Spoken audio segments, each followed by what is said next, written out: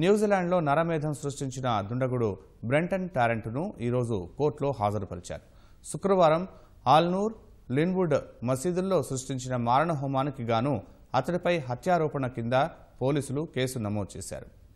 నిందితుడు బెయిల్కు అభ్యర్థించకపోవడంతో విచారణ నిమిత్తం ఏప్రిల్ 5 వరకు రిమాండ్ విధించారు.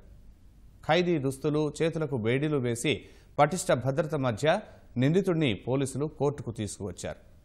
అతన్ని కఠినంగా శిక్షించాలంటూ బాధిత కుటుంబ సభ్యులు కోర్టు ముందు నినాదాలు చేశారు. అతివాద భావజాలానికి ప్రేరేపితుడైన దుండగుడు మసీదుల్లో ప్రార్థనలు చేసేవారిని లక్ష్యంగా చేసుకుని శుక్రవారం విచక్షణారహితంగా కాల్పులు జరిపాడు. ఈ పాశవిక చర్యలో 49 మంది మరణించగా మరో 42 మంది తీవ్రంగా గాయపడ్డారు. చనిపోయిన వారిలో వివిధ దేశాలకు చెందిన వారు ఉన్నారు. భారత్కు చెందిన 9 మంది గల్లంతైనట్లు అక్కడి భారత రాయబార కార్యాలయం ప్రకటించింది. ఆస్ట్రేలియా జాతీయుడైన టారెంట్ గతంలో వ్యాయామ శిక్షకుడిగా పనిచేసినట్లు అధికారులు తెలిపారు.